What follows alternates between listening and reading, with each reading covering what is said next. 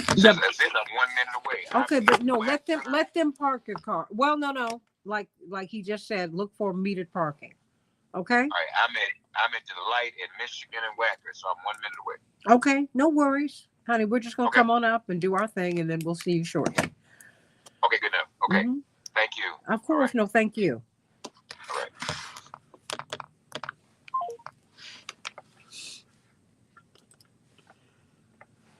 Let me begin here. Hey, Dave, how you doing, sweetie? Coming up. Let me grab something to drink. Okay, we're coming up now. And so you can get Juliana and everybody else. Oh, my word. I think let me get my tissue. Oh. Oh. David, it's cool in the studio. Jeremy is hot-blooded, so he thinks it was hot. I'm freezing. Good morning and welcome to Keep Hope Alive with Reverend Jesse Jackson. The views and opinions of this program are not necessarily the views of this station, but strictly of our host and his guest. To speak with Reverend Jackson live, call toll-free 1-866-594-HOPE. That's 1-866-594-4673. And now, the Reverend Jesse Jackson.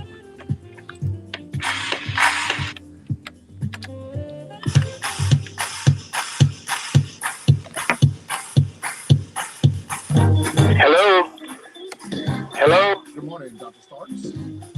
Yes, sir. This is Keep Up Alive. Please hold for a second. Gotcha. Okay, hold on.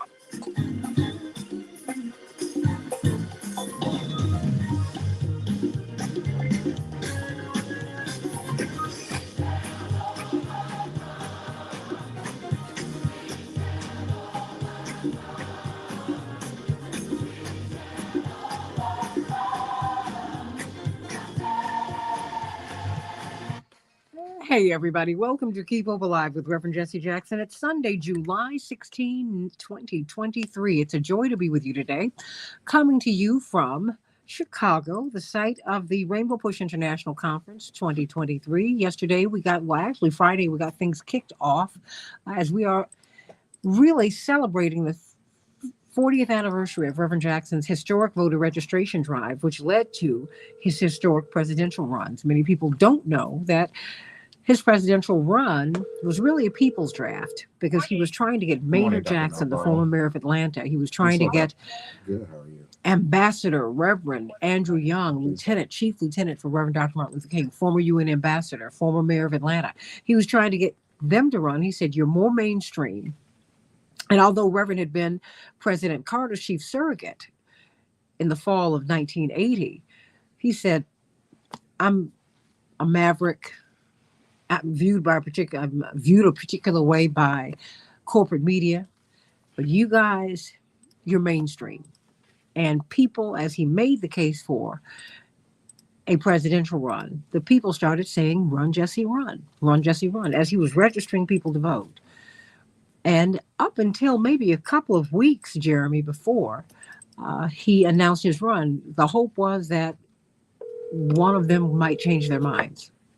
Well, now looking back, we can see through the lens of history that this moment was something that only someone like the Reverend Jesse Jackson could have mounted. And so let's talk about that. Let's first talk about this historic voter registration drive. Dr. Bob Starks, brilliant political scientist, he and others have codified this information that Reverend Jackson has registered more Americans to vote than any American in the history of the Republic. Right. His voter registration drive, of course, you saw it kick off in earnest in the spring of 1983. But the fact is, it was, he has been registering people to vote since the Voting Rights Act was signed into law in 1965. So we're not even counting that. We're talking about the millions of people he registered to vote starting in 1983. So let's talk about that. And of course, he has announced that he will be stepping down as the president of Rainbow Push. What will that mean? It means that the struggle continues. It means that he has run his leg. It's not that he's over, he's done, not at all. No, he's Good morning, really Reverend pivoting. Wilson. And so we're going to talk about that today with him and with this wonderful panel. We're going to talk about where the civil rights struggle has to go today. What's next? This human rights struggle, the civil rights struggle, coalition politics. What's next? So let's talk about it here at 866-594-HOPE, 866-594-4673. Let's talk about Jackson 84, Jackson 88, voter registration, and where we are in America today. What are the issues driving the American body politic? Back with more of Keep Hope Alive with Reverend Jesse Jackson.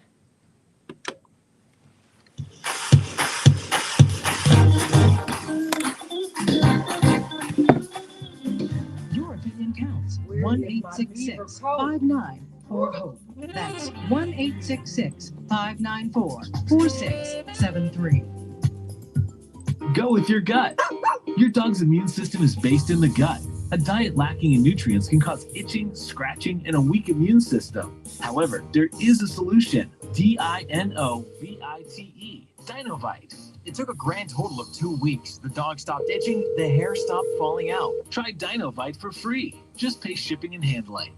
Learn more at dinovite.com/radio. Happier, healthier with every bite. Over 1 million pets helped with Dinovite. What if your home's title, the document that proves you own your home, is in some criminal's name? That's home title theft. Home titles are online, and once a criminal forges your signature, he'll take out loans against your home, or worse, sell it. Home Title Lock helps shut it down. They do better than anyone. Has some criminal taken over the title to your home? Find out for free and get 30 free days of protection with sign up. Use promo code radio at HometitleLock.com. Promo code radio at HometitleLock.com. Hi, I'm Joe Sweeney. I founded the Acervo Project 6 years ago in response to the growing epidemic of human trafficking and child exploitation. This criminal enterprise has grown to over 40 million people a year being sold into slavery, engrossing over $100 billion in revenue generated. Classifying this as an epidemic is an understatement, and this is what we're doing. Our investigation teams and cyber analysts are tracking child predators every day to identify and locate them, sharing this information with law enforcement so they can make the arrest and prosecute and convict. We're making the difference, but we need your help. It's an overwhelming task, but what if your action today could help save more kids? The average age of a trafficked child is just 14 years old. Will you join the Acervo Project team? Donate $14 a month to protect the next at-risk 14-year-old. Keep up Visit live. theacervoproject.org to learn more and aid in Acervo's mission to protect kids. Educate them about sexual Yes, predators Mr. McKee. and support victim Please help recovery. me. Pledge your Black $14 Lane, a what month section? at theacervoproject.org. That's ASSERVO.org.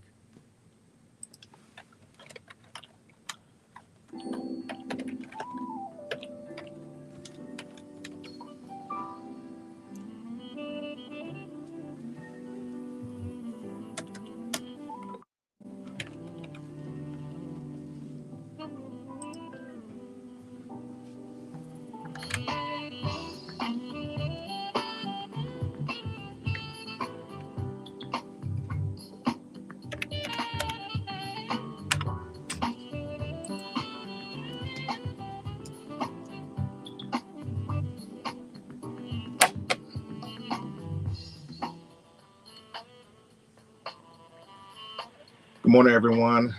I just want to let you know who's all on the line. We have Dwight McKee, Reverend Jeanette Wilson, Dr. Julianne Malveaux, and Dr. Robert Starks. Stark, right. Exactly. Yeah. Good morning, everybody. Mm-hmm. Good morning. Santita will be with you in just a minute. Okay, gotcha. Reverend Wilson. Reverend Wilson, Dr. J. Can you hear me? I guess not. She is on. Maybe she's muted.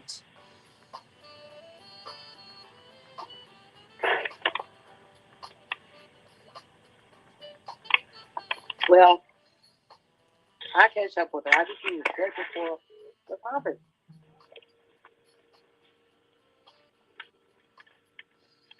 Hello? Hello, Jeanette? Yes. Mm-hmm. Hey, Dr. J. How can I get conference scheduled, my sister? I know I'm bugging. I'm trying to get. I'm trying to get the most up-to-date one to give you. You know what? That's why I sent you. I need to know if she's going to be available for this financial literacy seminar. You know, we need you all for Dr. Both of you. She's here. No. But on Tuesday, I mean, we need to know if there's going to be. I just need to know what I'm supposed to be doing. Stand by. Yes. Everything, but I need you for that. So stand What by. time is the program today? Okay, quiet, everybody. We're coming up. Who do I have? Oh, okay, fantastic. Poor Dwight. I didn't tell him he was going to be on again.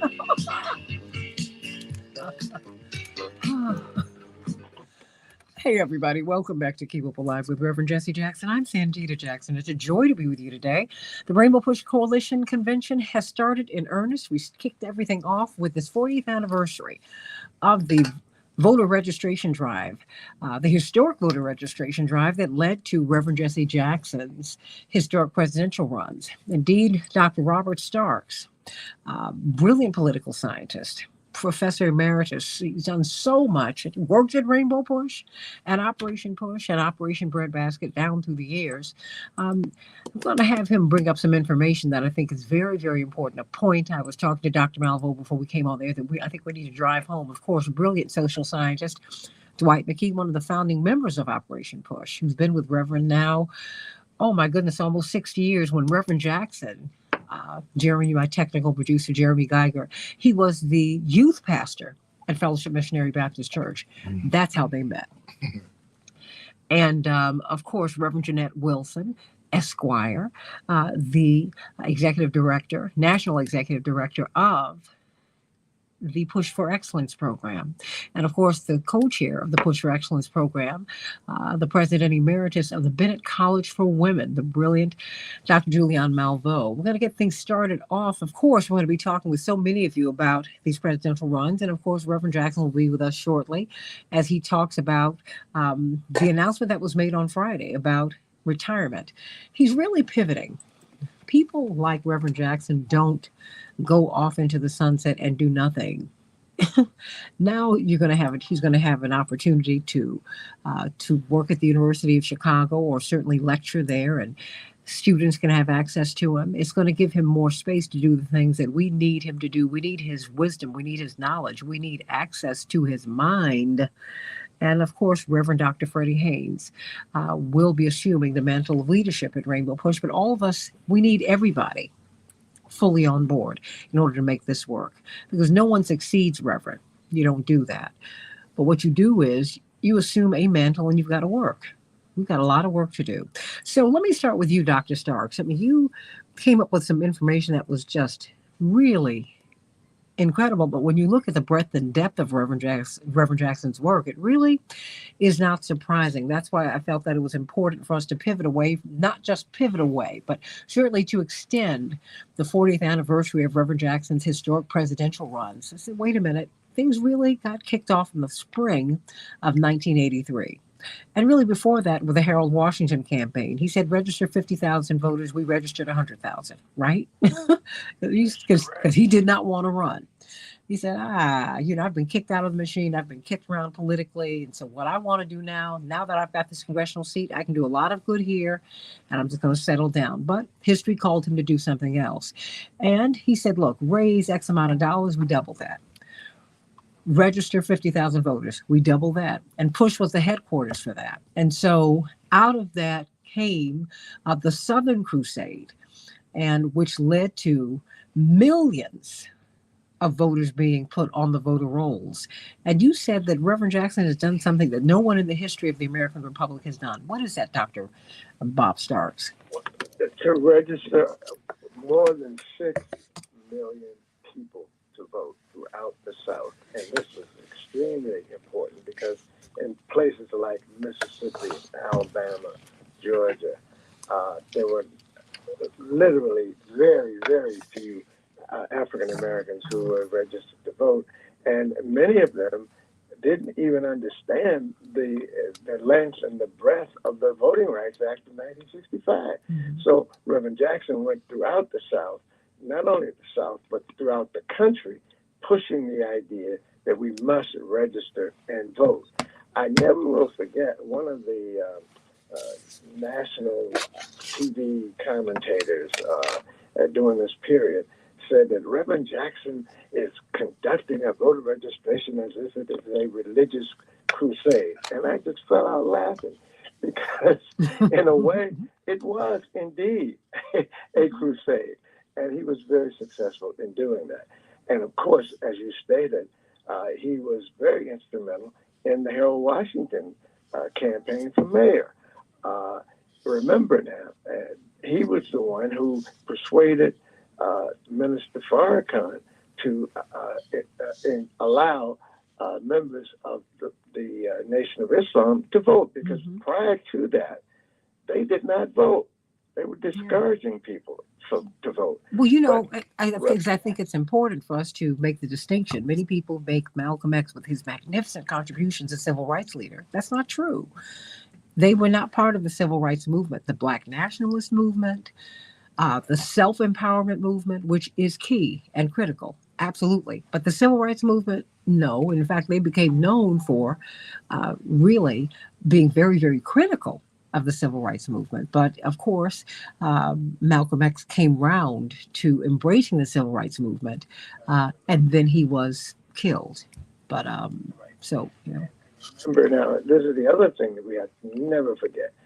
Both Malcolm and Martin died in before the age of 40. And Reverend Jackson was with both of them, knew both of them. And now he is, 80 years old.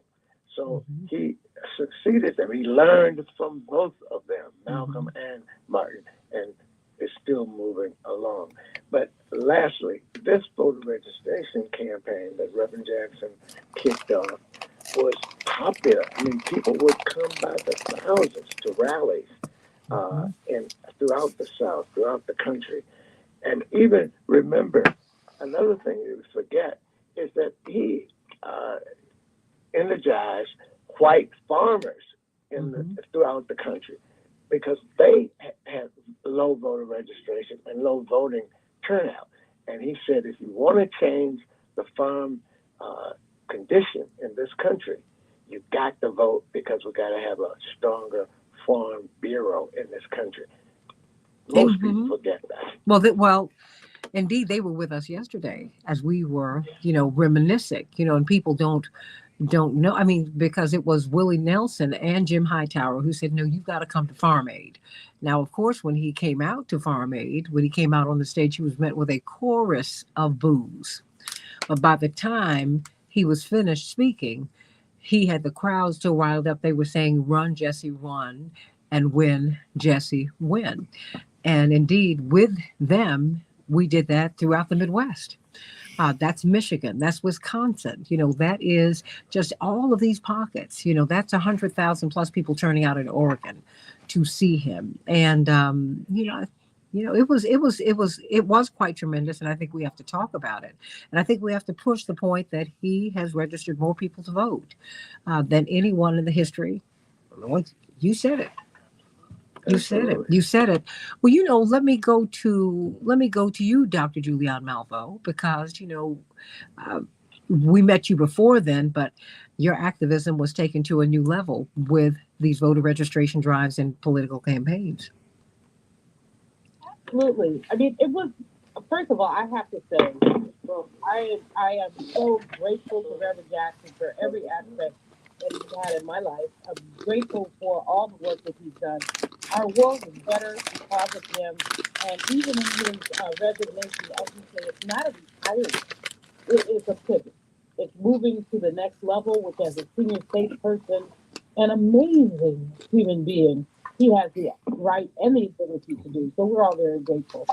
In terms of voter registration, if you think about the Southern campaign, what you have to realize is how, even though the Voting Rights Act was passed in 1965, the obstacle to Black voting remained until Reverend Jackson really lifted it up. I'll share a personal story. I was in high school in San Francisco. We'll talk about it. That I was sent to Mississippi, to Moss Point, Mississippi, where I had the aunt who actually was trying to register Black people. Some people are even afraid to be registered. And I remember her getting her little car and going house to house and talking to people. Her name was Annie Mae Randall, to say, you have to vote. Some people worked for people who told them they shouldn't vote. Some people thought there was something wrong with voting. Reverend, this was 1969. For Reverend Jackson, really, and by the time he got involved, Auntie was gone. But I think about her when I think about Reverend Jackson. There were Black people in the South who were determined to get the vote out, but Reverend Jackson made their quest a national quest, made it possible for people to say, there's a reason to do this. And what had happened before that, we all know the stories. Auntie had to one time guess how many jelly beans there were in a jar. She failed. Another time she had to recite a portion of the Constitution in Latin. You know, we know the story. Reverend Jackson made it possible for people to connect their individual stories to a national movement. And again, the nation must be grateful. Absolutely. You know, oh, yes, Dr. Starks?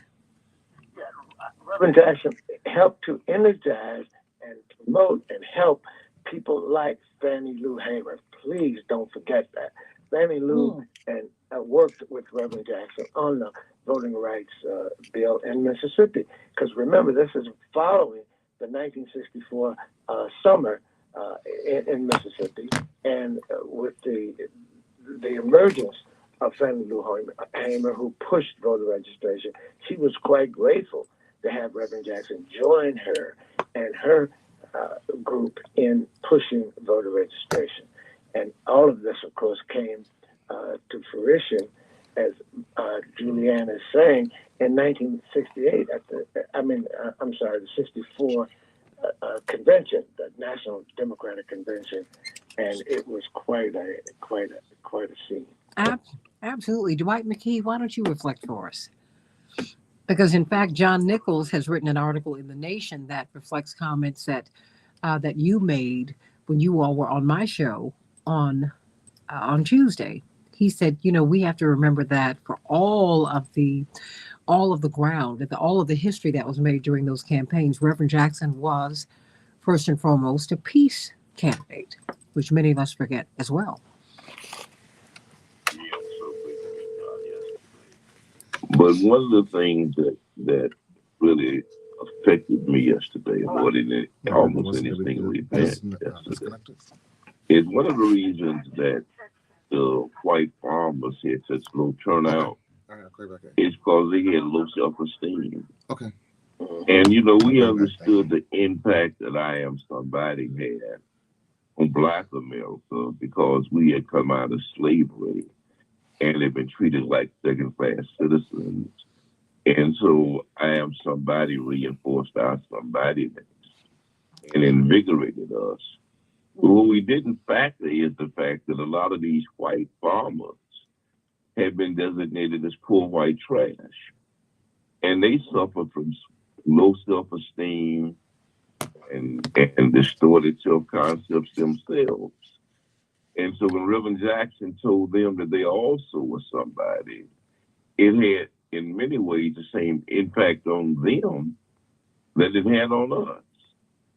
And so not only did it ignite them to get involved in voter registration, it ignited them to become more involved in long-range politics, long-range issues that really reflected their values in their part of American culture, because in many ways they had been excluded the same way we were excluded from mainstream American culture.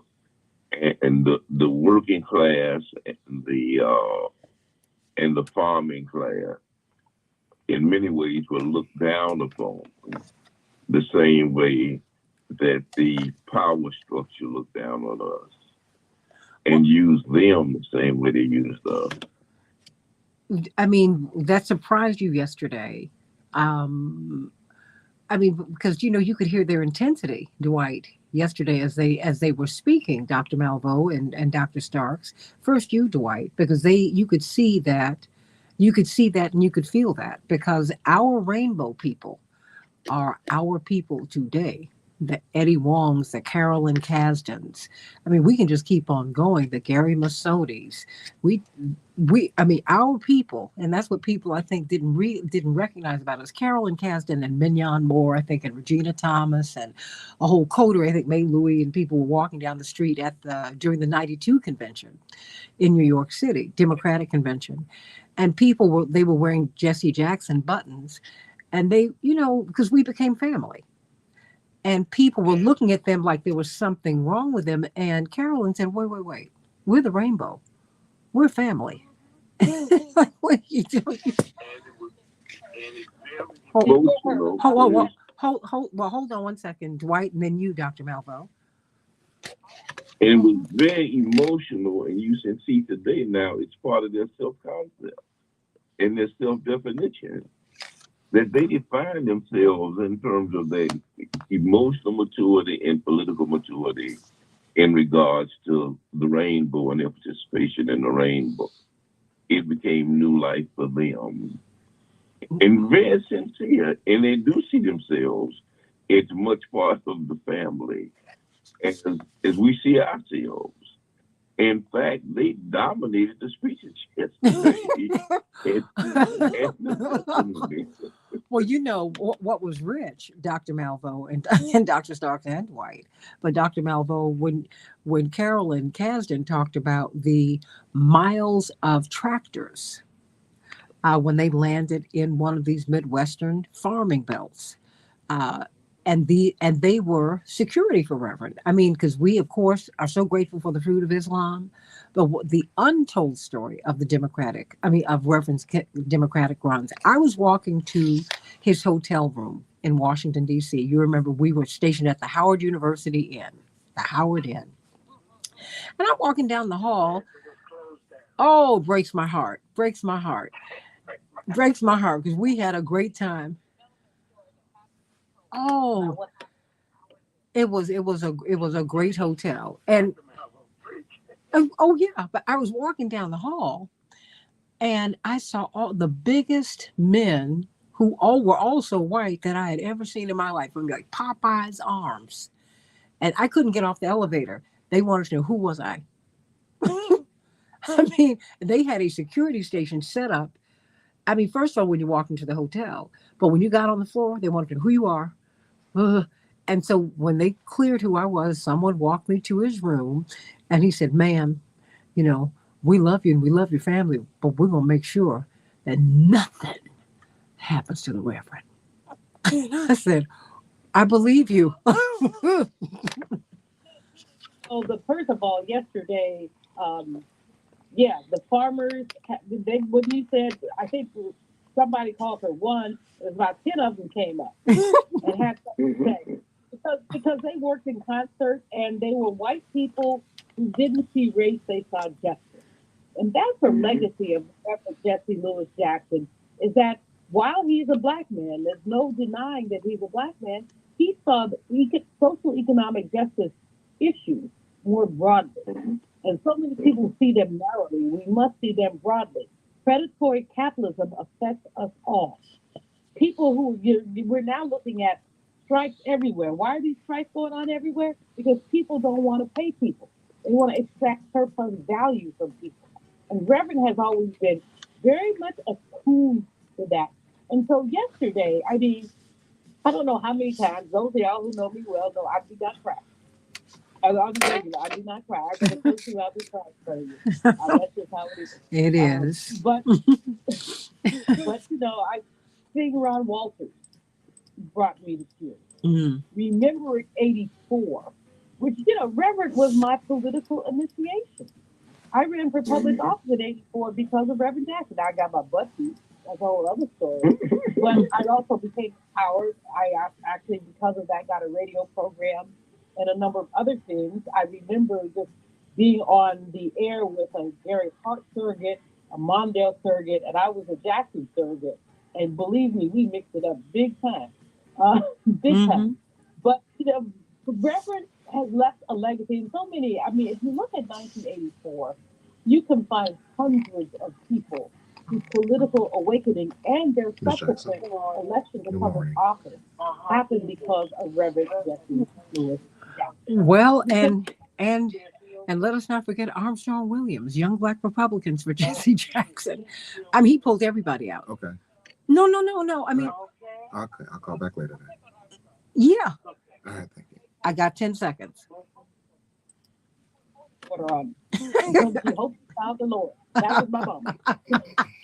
Oh, but you know, these are the folks who came out. They were inspired, and it helped him in the Republican Party, because this was really about the Democratic Party was the vehicle, but this was about moving us into the mainstream of politics, and not just Black people, everybody. Back with more of Keep Hope Alive in just a few minutes.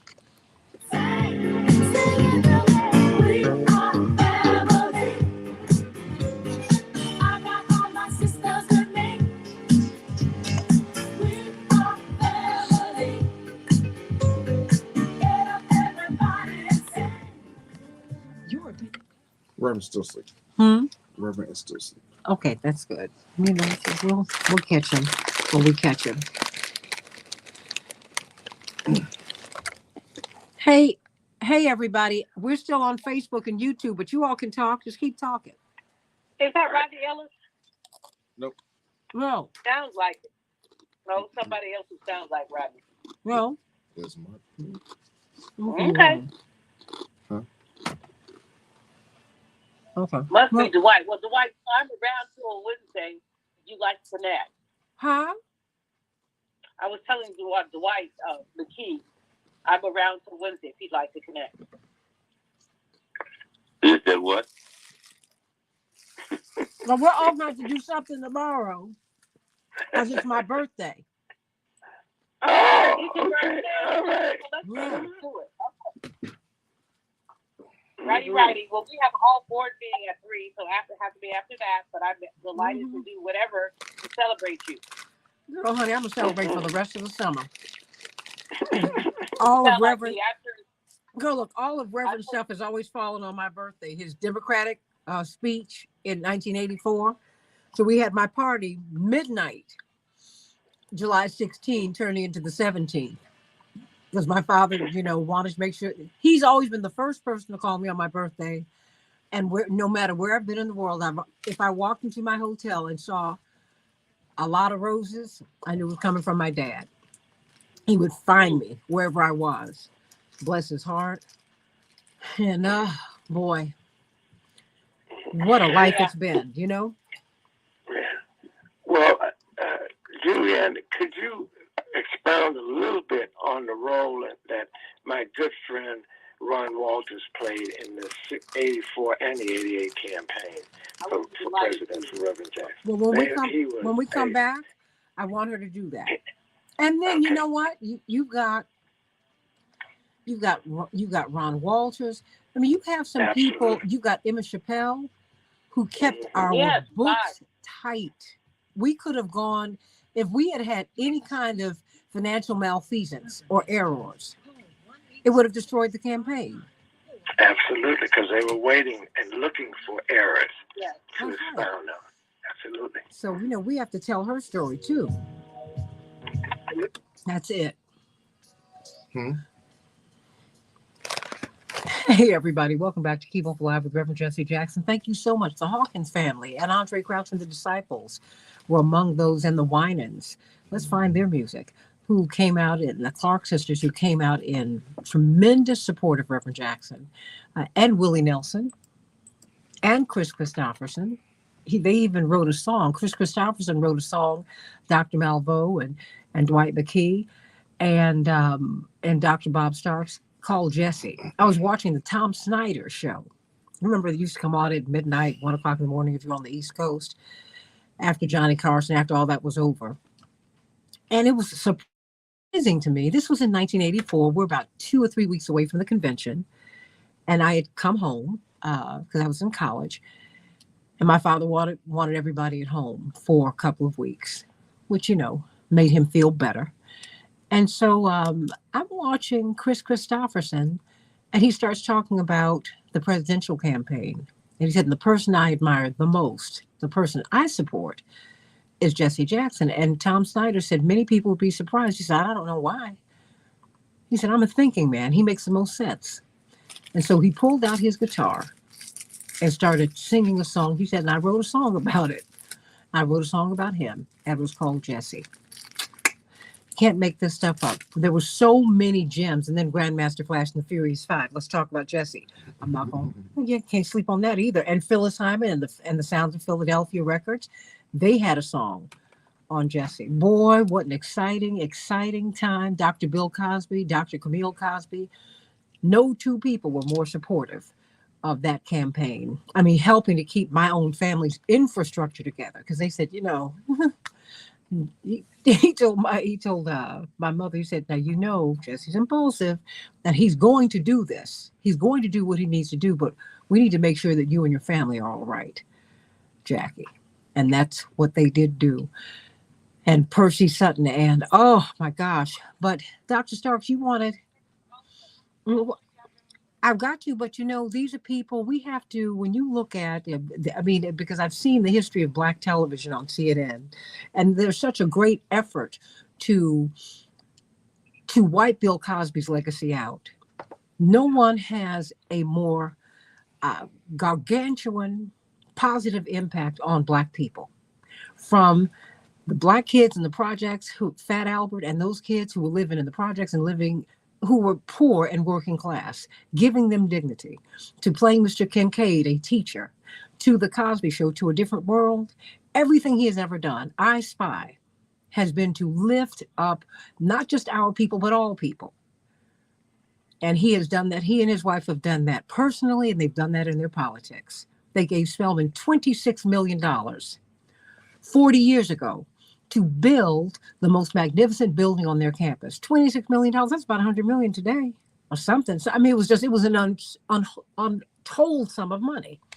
So, I just think it's important for people to know who was with us, who were the people who were with us, Dr. Malveaux, Dr. Starks, and Dwight McKee, because we had some people who were working to undercut us too, and they were Black. They were. So, but Dr. Starks, you wanted Dr. Malveaux to make a point. Dr. Starks? I just want to talk about the fact that we had the Black political scientists around the country. All of us were totally behind Reverend Jackson and pushing in our conferences and our meetings, as well as Dr. Malveaux and the economic Black economists were pushing Reverend Jackson also. So I just wanted Dr. Malveaux to talk a little bit about that. Well, thank you, Dr. Starks. And yes, Ron Walters is a dear friend and a mentor, and he is totally dedicated to Reverend Jackson. Absolutely. He spearheaded a lot of the research around where the delegates were, how we could get the delegates, what we could do about them. He basically galvanized the Black political scientist cadre to do this work state by state. And so, because every state, of course, as we know, is different, and they're different rules, and he was on top of it. I mean, totally on top of it. And in '88, again, really taking a much more central role than he did in '84, because he was really, there were more and more academics who wanted to be part of this movement. Academics saw that when we are doing, when people do Black issues, a lot of people see it from a theoretical perspective, and they're about cryptos and everything else. And Walter is about the consummate talent actually comes to the BS, which says, if you don't have a crypto, I don't care. Just do the work. And that's what we did. We worked very closely together. I mean, in fact, as I said yesterday, I was kind of like being myself until I saw him, and then I sort of just had to leave the room for a minute and just kind of cry. Because he was such an amazing man, and he was dedicated. I will share that before his death, a bunch of us, he and I really were spearheading a project to do a festival. And you know what that is, everybody does it, but it's an academic thing when somebody pivots, Santita, and people who are part of their circle, right? Academic pieces about them. And so Walters and I had a whole outline. I put this still on my computer to try to do that. We couldn't find any funding for it. And there wasn't a lot of interest. You know, when you're talking about getting past 2000, Reverend Jackson is all that. And he's not all that to everybody. There's a point now and then we're like, I'm not that interested. And so we put it aside. We said we'll be back here. Janice Mathis is part of the effort to try to really create this academic tribute to Reverend Jackson. And we let it go. But I'm picking it back up. And I told Ron Daniels yesterday after his amazing speech, I said, give me them notes. Yes. We're going to put that as part of this press trip. We wanted, Dr. Starks, I hope to help us with it, but we want to make sure that we submit the legacy of Reverend Jackson, not just from an activist perspective, but from an academic perspective, the people who have done analysis, really taking that analysis and putting out there. There's been nobody in our lifetime like Reverend Jesse Jackson. There's been nobody who galvanized people to vote, like you said, more than ever. There's been no one who opened doors for hundreds of Black political figures. There's been no one. Marsha Fudge, Secretary of HUD, spoke about it yesterday. About how she was empowered, and there's so many others. And so we will have this first trip, and we will do this. And you will help me, Dr. Stark. I'm looking absolutely. Well, you know, and I have to tell you, even Bernie Sanders was on my show, and Reverend Jackson surprised him by coming on. And Bernie Sanders said, let me say this. Much has been made of Reverend Jackson opening the door for Black people in politics. He said, but he opened the door for women in politics. That's how you got Geraldine Ferraro on the ticket. He went through, because he was one of two white elected officials in the United States in 1983 who came out and endorsed Reverend. There were only two. And he got punched in the face too by someone who felt that he was a traitor to his people. But he just kept on going, and I felt so bad when I saw him. He said, no. He said, no. We're doing the right thing. We just got to keep on going. You don't personalize this. Don't worry about it. I'm fine. We're fine.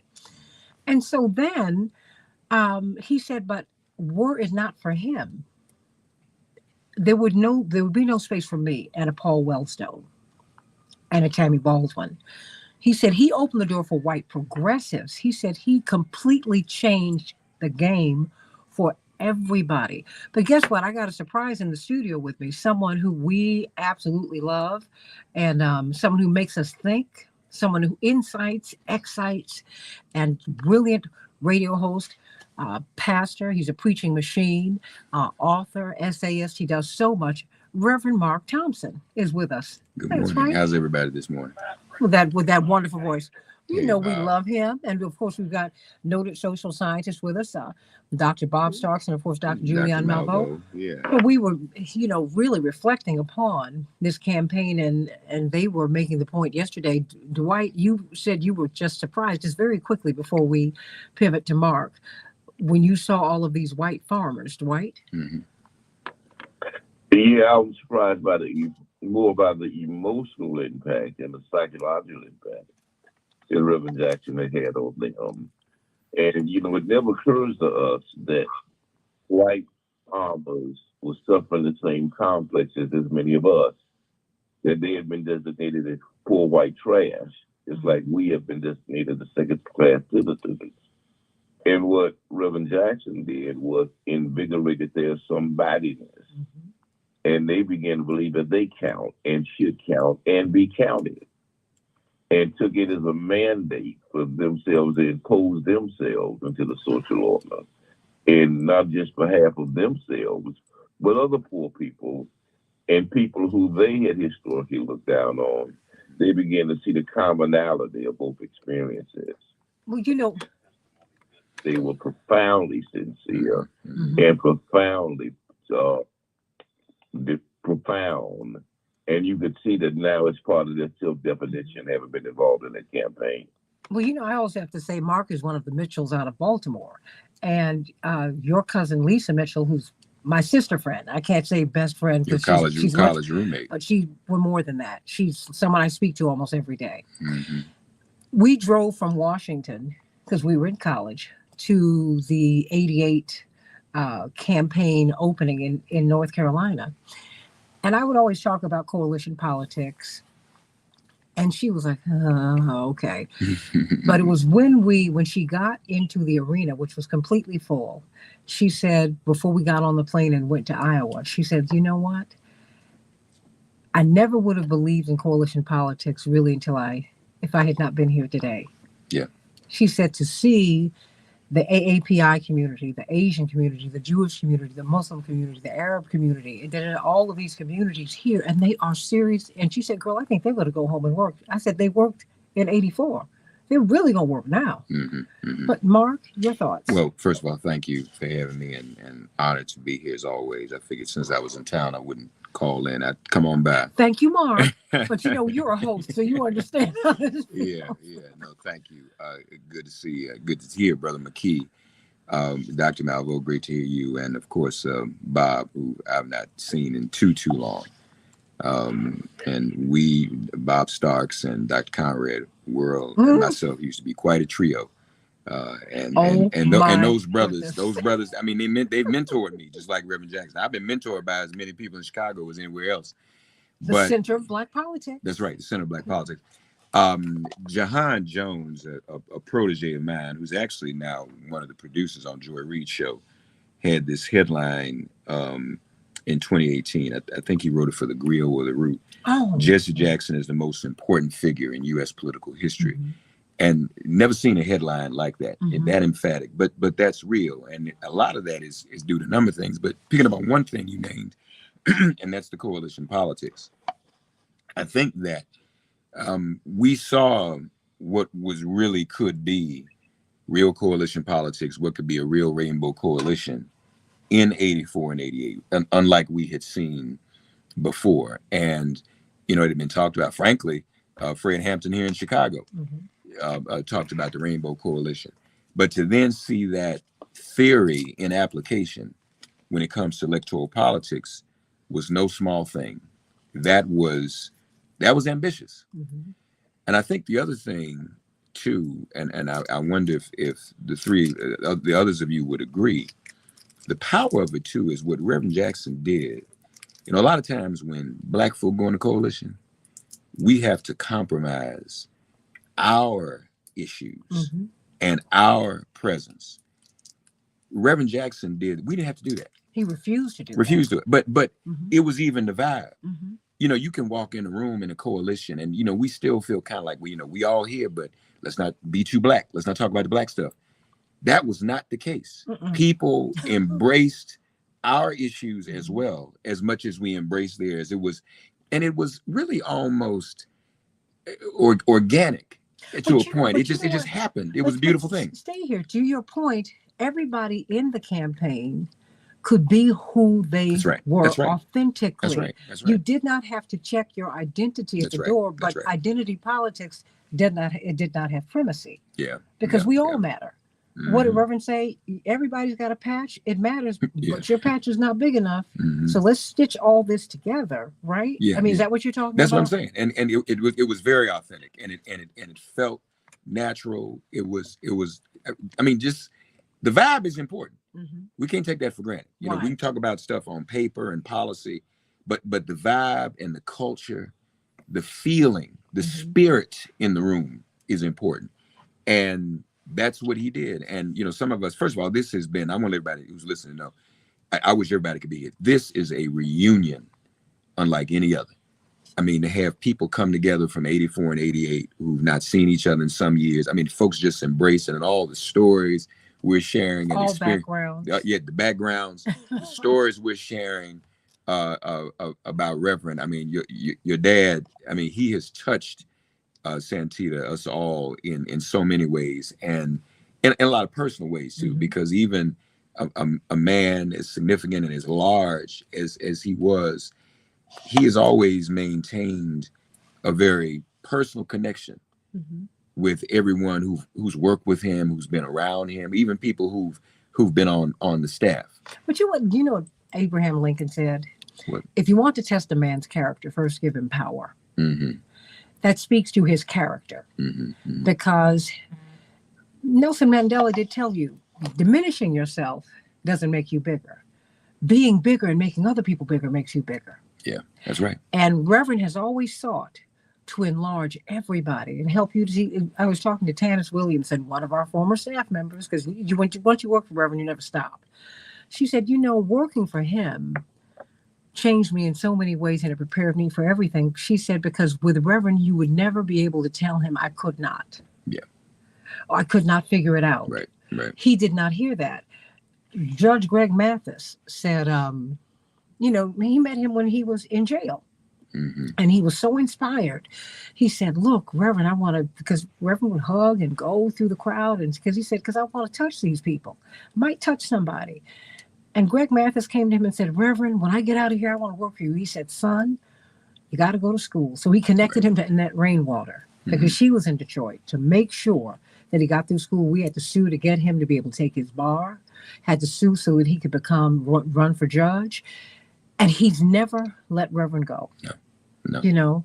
And so just when you see, and while he had a record and all of that, this is while he's trying to go to law school.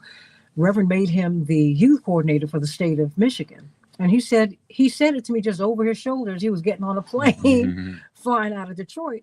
And I was like, Reverend, what did you just say? He said, you're the youth coordinator. Coordinate all the youth in the state. See you, Greg. He said, Reverend, I don't know how. He said, you're going to figure it out. He said, the door closed to the plane. And he said, the next call I got from Reverend was, where are you? And, so it's a wonderful thing when people like that in our lives, make us bigger. Dwight McKee saw that with Reverend when he was a youth pastorate fellowship. Because our rainbow politics really started before 84. Reverend's two partners were his two white classmates, Gary Masoni and David Wallace. Yeah. And Dwight McKee, I've got less than a minute. Dwight, because you were there. I've Reverend Jackson in 64. He was our youth pastor at Fellowship Baptist Church, me and Mr. Walker, about it yesterday. And the first two staff members were white guys. But they wouldn't know. They never knew they were white guys. I don't think anybody ever told you they were white guys. And so,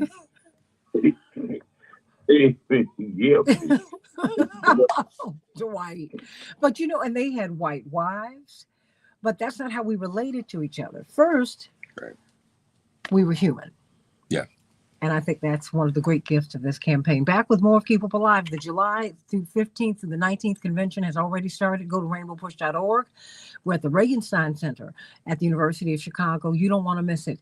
Show up tomorrow morning, 9 o'clock. The push is on. There's work for us to do. Today, we are meeting at Apostolic Church of God at 64th and Dorchester. The Vice President of the United States, Kamala Harris, will be giving the keynote address. Can't wait to hear from her. Back with more of Keep Hope Alive in just a few minutes. We'll have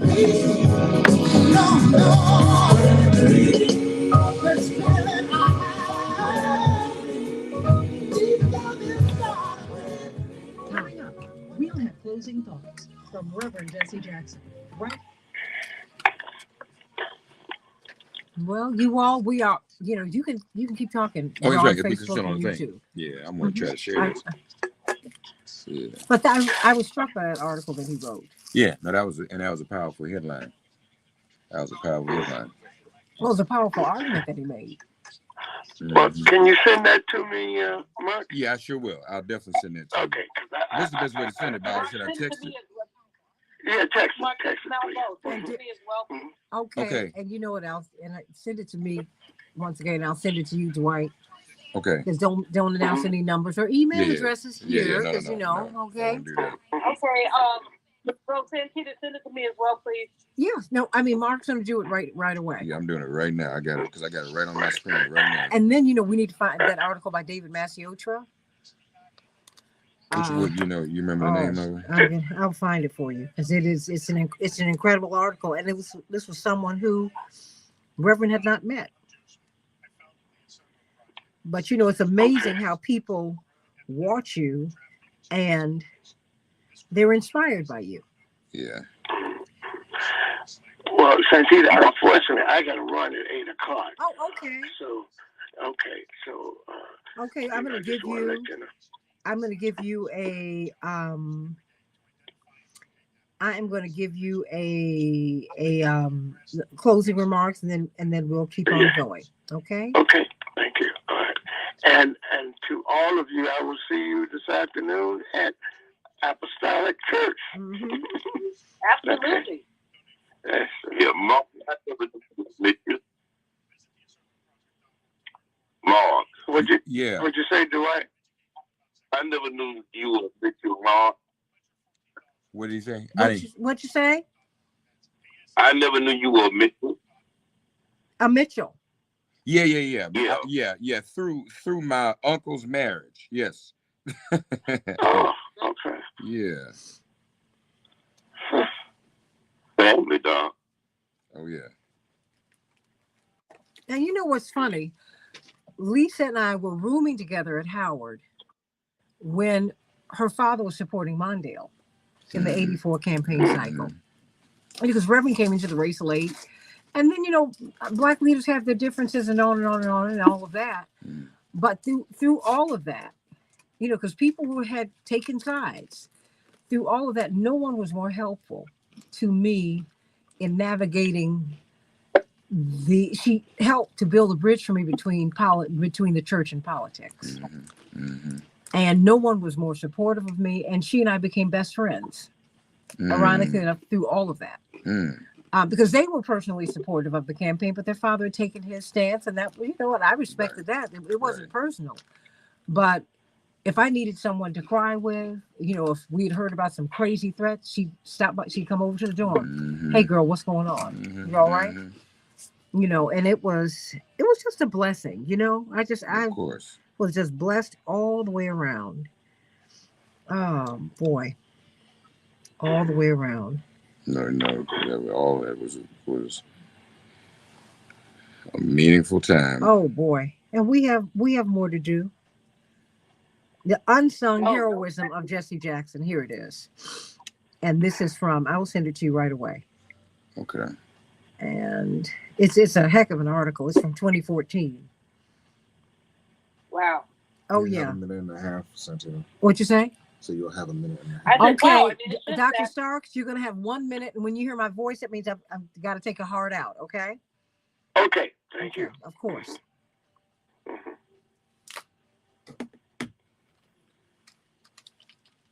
Stand by 15 seconds.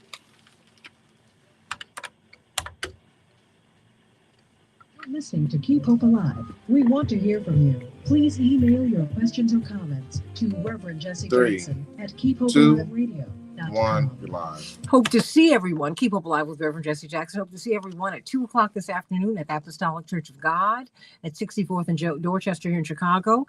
We will be hosting Vice President Kamala Harris as she pays tribute to the rainbow and to Reverend Jesse Jackson. Dr. Starks, you're having to leave, but we want to give you the closing thoughts in this last minute. Oh, thank you. Well, I'm so honored to be on the same program with people that I've admired for years, Mark Thompson, Julianne Malveaux, and of course, Dwight McGee. And thank you for having me on.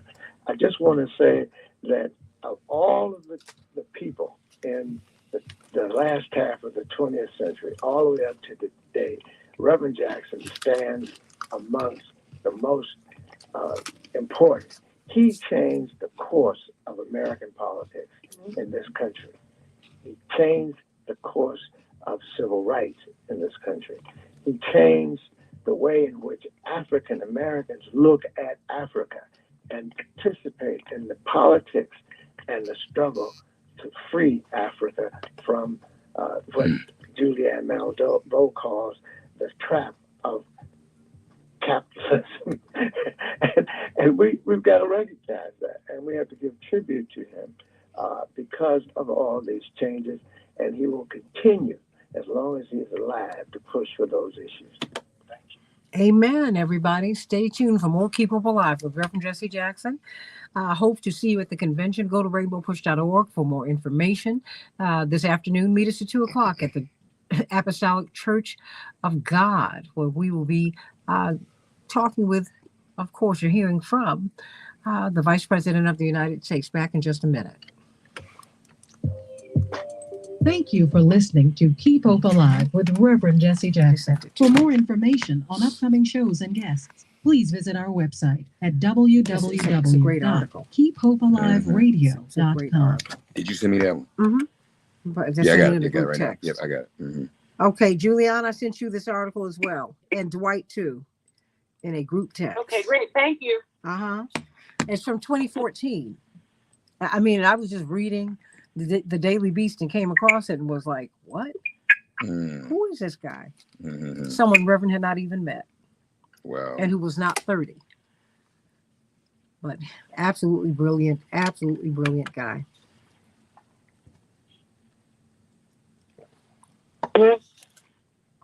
So we're going to get Good into morning, Mr. Jackson.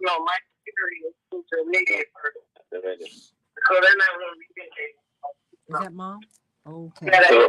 Reverend? Okay. Reverend, you want to say something real quick? All right, let me put you in what's with your Cynthia. Reverend, you can just say thank you for coming and we'll see you this afternoon, okay? Well, you can just say we're excited. We had a wonderful time. Can't wait to be with you this afternoon, and then we'll let you go. All right? Okay. Do you want us to call you back? To speak with Reverend Jackson. I'm all right, baby. Okay, stand by.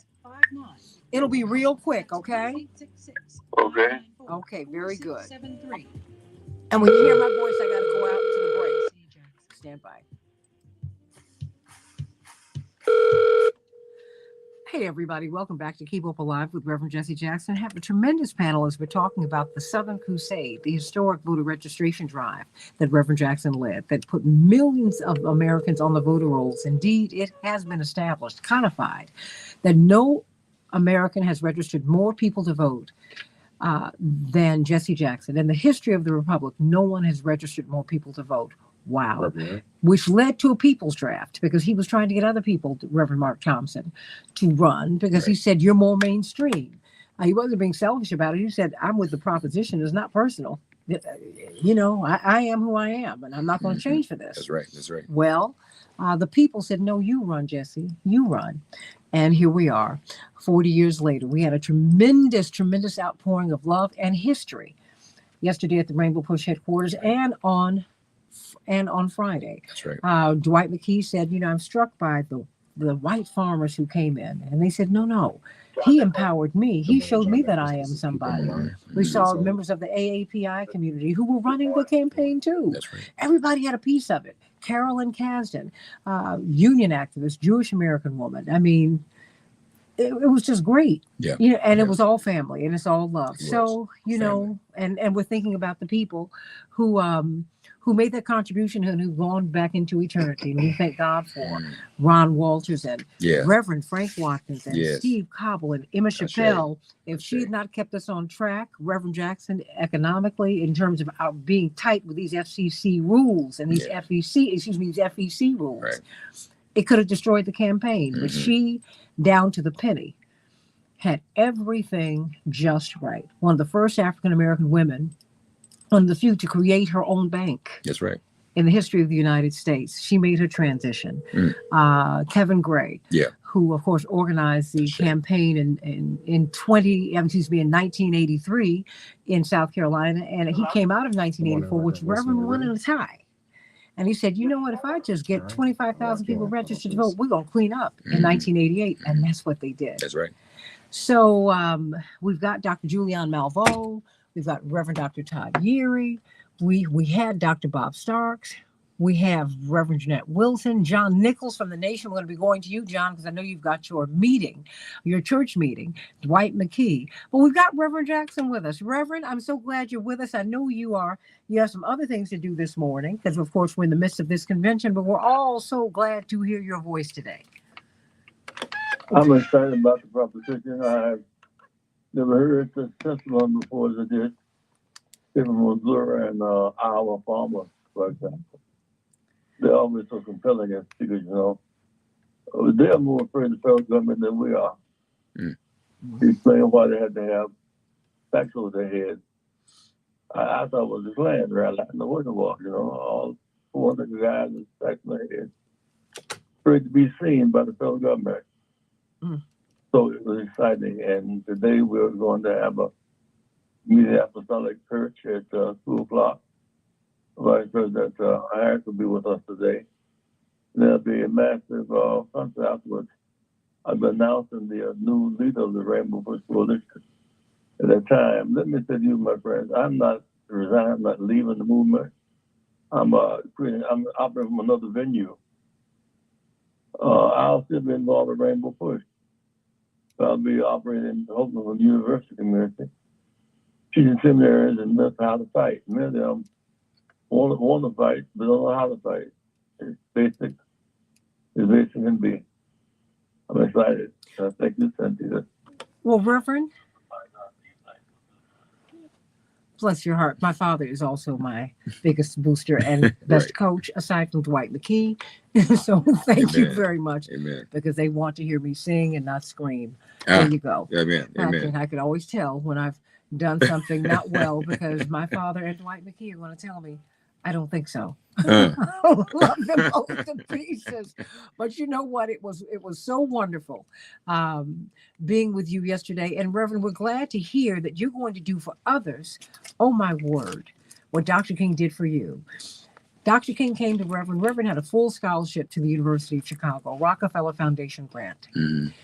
And he was a semester shy of his master's in divinity. This was a big deal because, in the Black church, that's right, people get the big churches, they're academicians, they're theologians, and you have got to be Reverend Doctor, or certainly you got to have a master's degree from a real good seminary, from the best.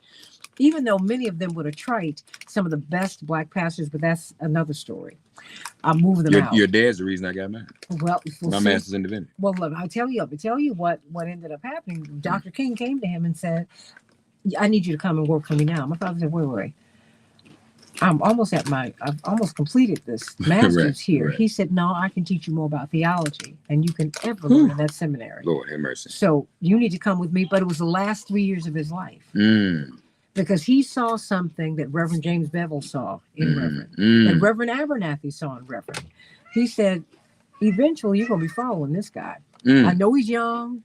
Right. I know he's audacious. If you read Andrew Young's books, they said he was the tallest, biggest one of us, and he was crazy because he would run to the front of the line, and he'd almost dare people to shoot him.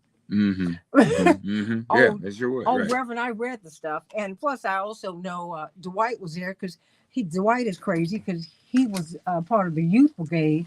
That Dad was a youth pastor at Fellowship Missionary Baptist Church, and Dwight is crazy as he is followed. So it's boy, we've got some stories to share. Reverend, we love you, man. Whew. We love you, and thank you for all you've done. I know you're not stopping it, y'all. He's not stopping.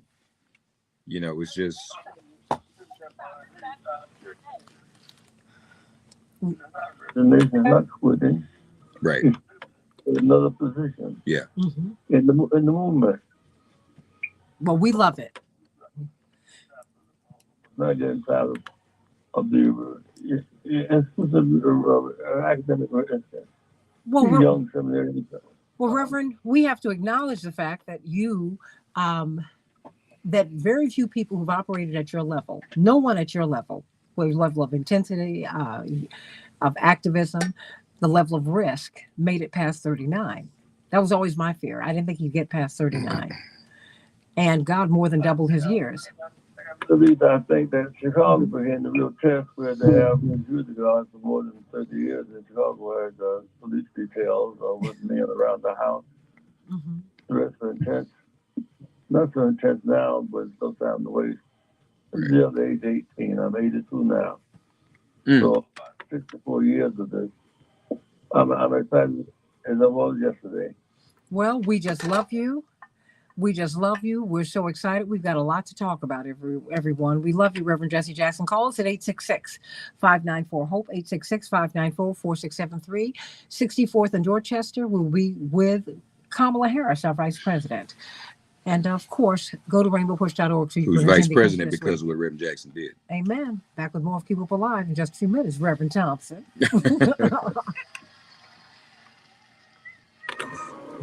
All right, my phone just got loose here. 1-866-594-HOPE. Well, okay. Okay, Reverend Daddy, you want to speak to everyone here? Hey, y'all. Hey. Hey, Robert. Morning, Robert. Continue to push those. Love you much, my brother. Well, we have to pay. The football's been free. Mm-hmm. Tomorrow is luncheon. Table education, sports tomorrow night, and Tuesday the business and labor breakfast. Tuesday morning, and rest of that night, and then labor that night, and then there's 6 events that you have to pay to come to. Okay, well, Reverend Wilson, if you could bullet them out like that, just, I mean, don't bullet out these events. Just don't put any flowery language on it. Just say, you know, we've got this language, right? Right. You know, Yeah. Just give us boom. Tomorrow we've got this, this, and this. And give them the address, I guess, of the center so they can show up if they want to buy a ticket at the door. Okay? Reverend Wilson, yeah. I mean, just give it to them because otherwise they won't remember it. Remember, every 15 seconds people cycle out on radio. Well, you know it's true. Yeah. So you have to give it to them in those little bite-sized chunks. 10,000 decades in town. Mm-hmm. Well, and they've been coming back.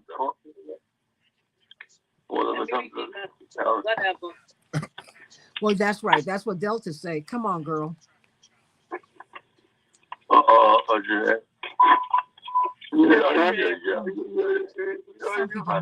Some people make bad choices, poor choices. He made the best choice, the first choice. But we had to change. The worst choice. The worst choice. Can you say, wait a minute? We had to make a change. We said, okay. Okay, it's like God didn't stop and create man. He said, let me come up with a woman. There you go. Yeah. You know, basically, y'all the first and the worst, and we're the biggest and the baddest. Oh! Anyway.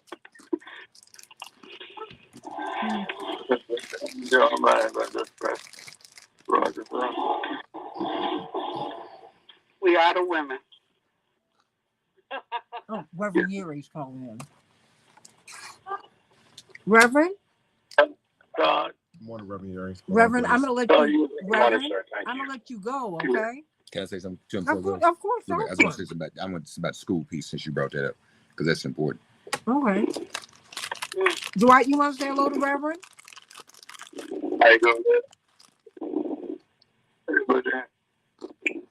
Please tomorrow night education banquet. We have 12 more tables there. Please tell them. Right, and I know you and Mr. South. Y'all can do it. Love you guys. I'm going, okay? Love you, Reverend. Love you, Reverend. Love you, Reverend. Be strong. Love you, Reverend. Because it's important that he get as much rest as he can. He was strong yesterday. Oh, did we get John Nichols on? Okay. He was on that. I'm with you. Yeah. Oh, John, I just saw your text. What's your heart? Oh. Well, you were singing so well yesterday. Oh. Well, my instrumentalist left me, so. It was triumphant. No.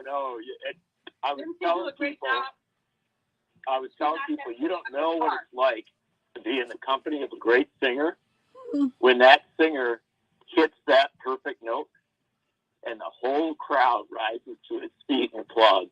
Amen. You all were so sweet.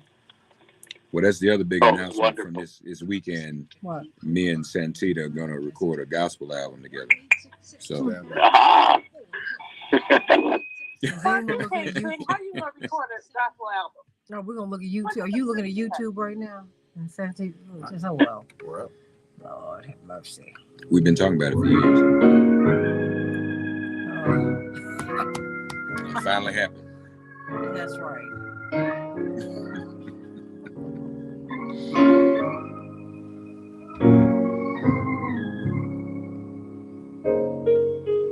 Oh, Jeremy. Yes.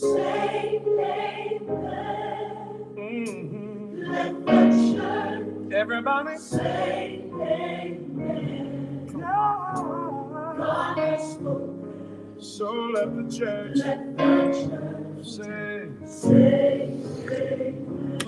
Wow. What a day, what a day, what a time. Keep Hope Alive with Reverend Jesse Jackson. Please. We have our international conference. It is started now. We're going to have Vice President Kamala Harris at 2:00 today. That's right. At the Apostolic Church of God at 64th and Dorchester. Show up and show out, everybody. It's going to be fantastic. But we've got any number of activities. They are dinners. We are fundraising throughout the convention, and we want you to be there. Reverend Wilson, of course, Reverend Dr. Todd Yeary, Dwight McKee, of course, John Nichols. Before we get to you, John Nichols, before you go to your church meeting today, and Dr. Malveaux, let us. Do we have Reverend Wilson calling in? Let's get her in so she She's can. Right. Okay. What? Because we need to. She dropped it. Okay, well then, just very quickly, Reverend Dr. Yeary, we have a lot of events that we're trying to get people to come to: the business luncheon, the women's luncheon, the education luncheon. I think the education luncheon is tomorrow. Yes. And sports. Hold on, I'm trying to pull it up right now on my Okay. phone because I have it on here myself. If I can find it. Okay. Here we go. All right. So today, folks, we've got. Will be with the Vice President today, and that is at Apostolic Church, correct? Did I hear that? 64th and Dorchester. Here in Chicago. 64th in Dorchester, and then tonight, the Reverend Clay Evans Gospel Concert at Fellowship Chicago, 6 p.m. Okay. All right, that's tonight. Tomorrow, and again, speaking of Reverend bringing us all together on behalf of Africa in a Pan-Africanist context. Mm-hmm. A lot of folks stopped talking about Africa. And Reverend Jackson brought it. So this, because we're in the International Decade for People of African Descent, by the way. For those, a lot of folks don't know this, that UN declared this International Decade for People of African Descent. So tomorrow, University of Chicago, David Rubenstein Forum, several panels on Africa, beginning at 9:30 a.m. Mm-hmm. And then at 2:30, environmental health. And also a panel on the elected school board and elected school board forum. And then at 6 p.m., there will be the Push Excel Scholarships and Sports Awards dinner. And all of this is taking place tomorrow, beginning at 9:30, all day at University of Chicago. We'll let Reverend Jeanette Wilson take it from there. Reverend Jeanette, are you there? Yes, I am. Okay. On Tuesday morning, we're still at the David Rubenstein Forum, and we have a business breakfast with the CEO of Bally's, Sue Kim. And then at noon, we have the Faith Leaders Luncheon with Mayor Brandon Johnson and Reverend Dr. Freddie Haynes as keynote. And then that night is our labor dinner, which will be at the Operating Engineers Hall, 2260 Grove Street in Chicago. And then the cap of all things is the Women's International Luncheon, which will be on noon on Wednesday at the Operating Engineers Hall. She said the cap. Well, it's the biggest event. It's the biggest thing, y'all. That's big. That's the biggest event. I ain't no woman, but I'm gonna be at the women's lunch. I always go. Oh, yes. Well,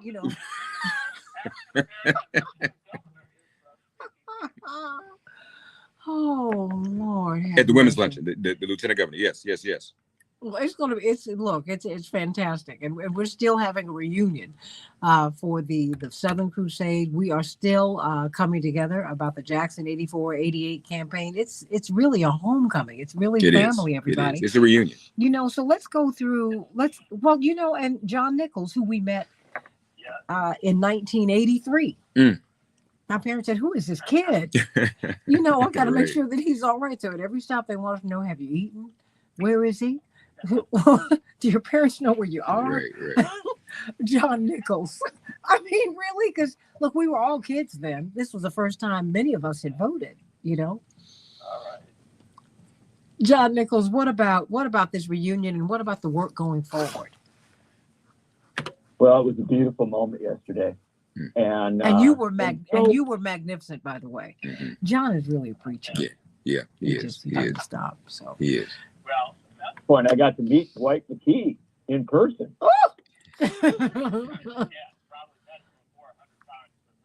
Together, and that was nice not to just be on radio, but to be one and one next to each other for a little bit. But I will tell you this. Number one,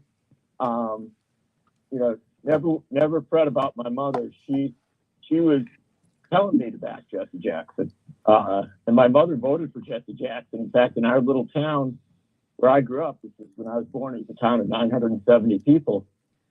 In 1984, there were 9 votes for Jesse Jackson in our little town. And 4 of them came from our family. Oh, wow. So we were almost half the Jackson electorate in Union Grove, Wisconsin. But what was wonderful about the reunion yesterday was its fluidity. It's the fact that, yes, there was a schedule, but there were all these wonderful moments for people to step up and say, hey, did you remember this? Or did you see that? And it made for this wonderful quilt. At the end of the day, you felt like, I hope, everyone had been heard, everyone had been a part of it. It was like a reunion, much less like a formal event. And yet within it, there were these incredible moments. Brandon Johnson, the mayor, coming and saying he would not be on the 5th floor of Chicago City Hall had it not been for Reverend Jackson and the Rainbow Jackson campaign and everything that came from it. Farmers from Missouri and from Iowa coming and talking about incredible moments. Tractorcades, the longest tractorcade in the history of the country, at least by some suggestions, at least in the history of the middle of the country, held on a night that Reverend Jesse Jackson landed in Chillicothe, Missouri, I believe. Yes. And they could see the tractors for miles going down the road. And they did it. And Santita, you talked about this a little bit, I believe. This remarkable moment that when Reverend was running in 1984, he faced many threats, many dangers. And yet these farmers, these white farmers in Missouri said, he will be safe in our county. And it was beautiful moments of memory of how people cross lines of race and religion and ethnicity and region to become part of this rainbow movement. And I don't think anyone could have heard what was said yesterday and not wanted, A, to have been a part of it. If you weren't a part of it, you wanted to have been a part of it. But B, to want to carry it forward, because this is something unique. We talk a lot about how the rainbow made the way for Bill Clinton to win the presidency in 1992 with all the voter registration, and there's no doubt of that. We talk about how how the rainbow made the way for Barack Obama to win the Democratic nomination and the presidency in 2008. All the things that the rainbow did, paving the way for Bernie Sanders' candidacy and for Joe Biden's successes. So many things we can trace it back to, and yet we shouldn't see it merely as a historical event. We shouldn't see it as just a touchstone that we've moved beyond. We should see it as a continuum, because the fact of the matter is, if the rainbow now, rooted in events more than roughly 40 years ago, if the rainbow was strong enough to have all these impacts across history, just think about the impacts that it can have in the next generations and beyond. I'm so glad the Reverend isn't retiring, because we can't afford to be without him. Amen to that. The notion that the Reverend sees a mission going forward, that he sees responsibilities and duties going forward, and it shouldn't be merely on him. It should be on all of us. Those of us who know the beauty and the majesty of the rainbow, we should all be seeking to carry it forward. And I'll just say one last quick thing before I head off to church, and that is that one of the most beautiful moments yesterday was when we were able to bring the family of Steve Cobble, who was one of the Reverend's strongest supporters, along with Kevin Alexander Gray and Frank Watkins and so many other folks who passed. But the family of Steve Cobble came from Texas simply to be here for this reunion. And when we were able to bring them forward, and you saw that remarkable connection, that love of our brothers and sisters who were a part of this. And also, there was a little 7-year-old boy, John, Steve Cobble's grandson, who was there, who got his picture taken with Reverend Jackson, and made me remember when my daughter got her picture taken with Reverend Jackson when she was about 7. And it was just this wonderful sense that I think that picture is going to be on a mantle someday. And that little boy will grow to be a man. My daughter will grow to be a woman. And they will have a connection with this vital energy. And so what we're talking about is something that exists in the past, that exists today, and that I believe this rainbow spirit will exist decades, centuries from now, because it really is what we need, this whole sense of struggling together for economic and social and racial justice and peace. It's what we need to make real the promise of America. And that was so writ large yesterday. John, this is Mark, man. It was good to see you in the flesh yesterday, too. Quick question before I know you have to run, because I think people really need to get the contrast.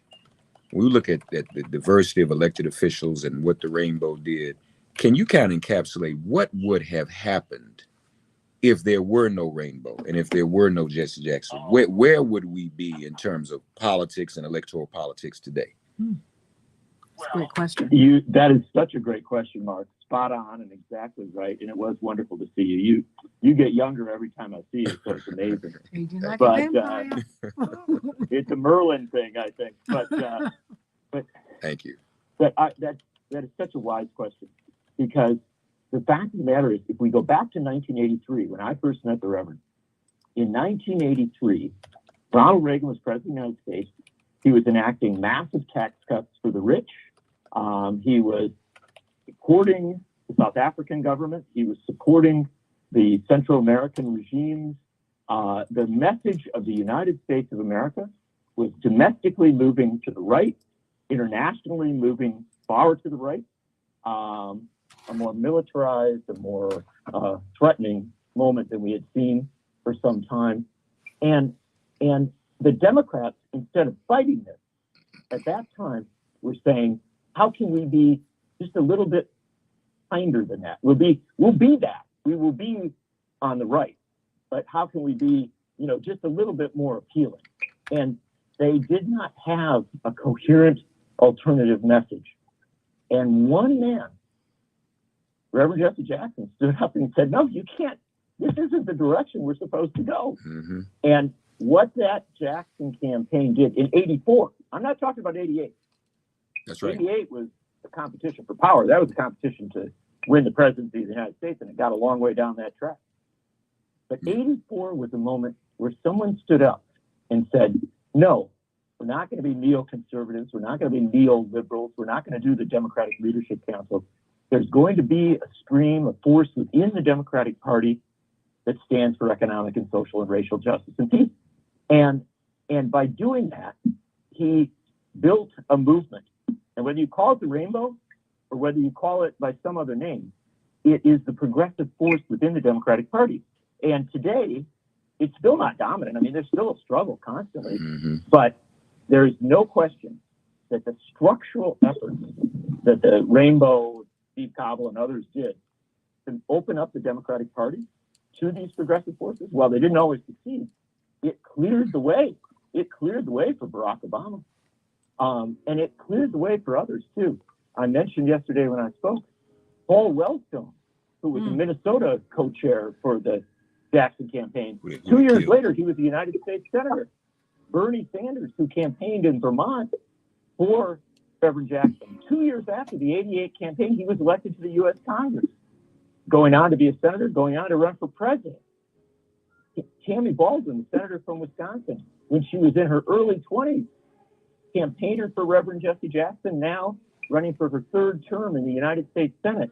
Barbara Lee, a veteran of the Shirley Chisholm campaign, groundbreaking campaign. Barbara Lee, a campaigner and supporter of Reverend Jackson, who now is running for the U.S. Senate in California, and who, by the way, got to Congress and cast the one vote against authorizing Bush and Cheney That's right. to do all their wars to win. So you want to talk about a politics that has changed? I mean, you measure it in the people, and the people who came forward because of that Jackson moment, because of that Rainbow moment, they continue to transform our politics. You're absolutely right, John. Quickly, how much time we gotta go? I got 30 seconds. John, and we still beat Reagan because of what Reverend Jackson did. We defeated him on the Martin Luther King bill. We defeated him for Robert Bork. We defeated him on sanctions against South Africa. Imagine our power then, and we think we can't do stuff now. That's right. 86. So imagine what if we could do that back then. Imagine what we can continue to do today. Stay right there, everybody. We're still talking on. Hold on. We're still talking on Keep Hope Alive on the Santita Jackson and Friends page, Reverend Jesse Jackson page, and the Santita Jackson Show YouTube channel. Stay right here. John's going to give you some closing thoughts during the break. Fred and everybody else want to get to you back in just a minute. Keep Hope Alive. On the way, my God is spoken. So let the church say, Step it up.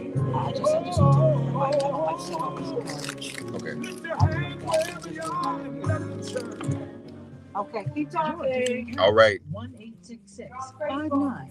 I got to run to church, but Mark, you got to run, John. I do, but let me just say this one last quick thing to you. What the Jackson campaign did, and people don't measure this enough, is it transformed the thinking of George H.W. Bush, Reagan's vice president. Right. So that the second Reagan left the White House, what happened?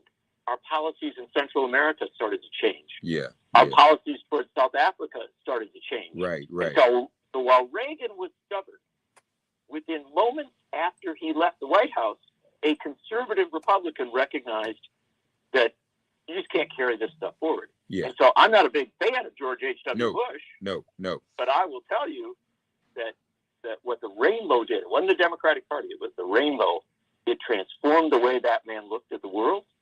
And within months, Nelson Mandela was walking out of prison. And within months, our policies in Central America were starting to change. Not as much as they should, by the way. But John, you realize what you said when you talked about how the Democrats, when Reagan came in, were trying to be a kind of gentler version. Yeah. It came full circle because then when HW comes in, he articulates we need a kinder and gentler Republican Party. Yeah. And that's something. He became that. Yeah. That when it came, and that's because of what the Rainbow did. No, you're absolutely right. You're absolutely right. Yeah. Take that forward, brother. And I send you my love and solidarity. Appreciate hearing your voice. This is Julianne. Thank you. Appreciate hearing your voice. Love you, John. Oh, I love you all. Great luck to all of you. John, what I didn't say is that you were positive. What? I said, John, what I didn't know is that you were positive Pentecostal. You must be on speaker. Dwight, are you on speaker? No. Because you just got into a bad spot. Yeah, you cutting in and out. 20 seconds. Yeah, what I think saying. Okay, you're still cutting. 15 seconds. Can you hear me now? Yeah, now we can. Keep on. I was saying what I did today, that I was a cause of Pentecostal. It was a cause for what? You're cutting out. What I did. No, we need to get you into another spot in your place, Dwight. Yeah, real bad. Because you're cutting out. I'm sending love to all of you folks. Love you. Love you. Love you much. I'll let you know what Dwight said. I can't wait to hear it. Okay, absolutely. Take care. Stand by. So, hey, everybody. Welcome back to Keep Hope Alive with Reverend Jesse Jackson. Sitting here in studio with Mark Thompson. I'm so glad to have you, Reverend Thompson. I'm glad to be here. This afternoon, the Rainbow Push Convention, Kamala Harris, the Vice President of the United States, will be speaking to the Rainbow Push delegates and to the Chicago audience about the Rainbow at 2 p.m. at the Apostolic Church of God at 64th and Dorchester. And then at Fellowship Missionary Baptist Church, we will have the Reverend Clay Evans Memorial Gospel Concert. And of course, tomorrow is Reverend Wilson there? Reverend Wilson, just very quickly, What are the events that we can attend tomorrow? We have our ambassador of Columbia will be presenting Reverend Jackson with a major award from Columbia. Tomorrow night we have our education banquet. Dawn Lewis will be our keynote speaker. She, as you know, is the actress on It's a Different World. She has a lot of educational activities that she's engaged in. And then on Tuesday morning, we have the CEO of Bally's as our keynote speaker for the business breakfast. We're having a lot of opportunities that we are going to provide for business owners. There's a digital business panel that will be featured, several honorees that you don't want to miss. And then at noon, it is our clergy luncheon. We have Mayor Brandon Johnson will be speaking, as well as our keynote will be the Reverend Dr. Frederick Douglass Haynes III. Then Tuesday night is our labor dinner. All of the labor unions will be present talking about the state of labor in America. And then Wednesday is our International Women's Luncheon. Our keynote speaker will be none other than Lieutenant Governor Juliana Stratton. From Illinois. Illinois, yes. The first African-American female lieutenant governor. Well, and also we're going to have a financial literacy seminar. My station, my home station, WCPT, is going to be broadcasting live on Tuesday from 2 to 5. Joan Esposito will have her show there. From 3 to 5, we're going to be talking about financial literacy with Megant Financial. And who are they? They focus on working class and middle class people, and even poor people. We want to help you to manage your money and get to retirement. And we're also leading a push for people, as we've been pushing people on the academic track. We want to get people in the trades. Right. Right. So we're going to be looking at that too. You know what? Dwight McKee, Dr. Malveaux, Reverend Wilson, and Reverend Dr. Yeary. Well, we want to hear from you, Dr. Yeary, before we go to Fred. Okay, I've got to run out of here real quick, and but I'm going to leave you in Mark's capable hands for about 5 minutes. Reverend Dr. Todd Yeary, bless you, brother. It's good to hear your voice, brother. Likewise, man. This celebration of coming together, this reunion. Back when I was younger, it was actually 40 years ago, this past May, a couple of months ago, that Reverend Jackson on his Southern Crusade came through Durham, North Carolina, and impacted the minds of students in what had become a majority Black school district after desegregation led to white flight and the separation and the creation of another majority white school district. He changed the perspective of so many of us who were just beginning to think about what the future might be. And so while some folks had the great privilege of working with and on Reverend's campaign, for many of us, the great triumph was being able to register to vote. So many of my classmates at the reunion went back and even found their first voter registration card that came as a result of Reverend's visit to Durham High School. And so I think this weekend marks a couple of things 40 years later. One, it is a milestone where we celebrate Reverend Jackson's service and his ongoing commitment as he pivots now to a different phase of his work. It's not just a reunion, it's a recommitment. It is, as in the adage of the show so many of us watched back then, it is a different world from where we come from, but it's not quite the world where we need to be. And so we still have to hold fast to those principles, stay committed to all that Reverend Jackson has taught us, and then get in where we fit in. Because as Reverend told us in his speech at the convention in 1988, he was able to relate with two of the most powerful words ever spoken on a national platform. He said to the delegates and to the world, "I understand." And when he goes through that whole recitation of the things that he understood from his own story, he made room for all of us to connect our story with his and then embark on an effort to begin to change the world. It is in that spirit that we celebrate Reverend this weekend. It's in that spirit that we recommit this weekend and we reunite this weekend as we look forward to creating a better world, a brighter world. It's a different world from where we've come from, but it's not quite the world where we're supposed to be. Amen. Thank you, Reverend Dr. Todd Yeary. Fred's on the line from LA. Fred, God bless you. Welcome to Keep Hope Alive Radio with Reverend Jesse Jackson. Yeah, Fred, you're on the air. Go right ahead. Bless you. Are you there now? Yes, we're here. Okay, yeah, just one Thing, yeah, you guys going over Reverend Jesse Jackson's resume. You guys forgot. Well, I think it was my favorite. I think it was his best one. After 401 years, it was Keep Hope Alive that put Derek Chauvin away. You guys want to respond? Dr. Malvo or Dwight, you want to respond to that? The caller is saying that it's because of Reverend Jackson's activism. I guess you're saying, Fred, because of the seeds he planted that put Derek Chauvin away. Dr. Malvo?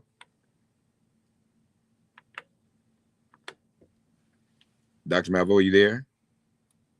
She may have stepped away. Dwight, are you there? Yeah, I'll respond. I can hear you now. Go ahead, Dr. Malvo. We can hear you now.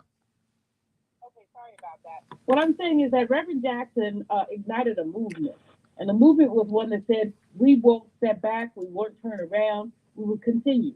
We have had hundreds of police killings of Black people. We weren't always able to get justice, but I see Reverend Jackson as the ancestor of the Black Lives Matter movement.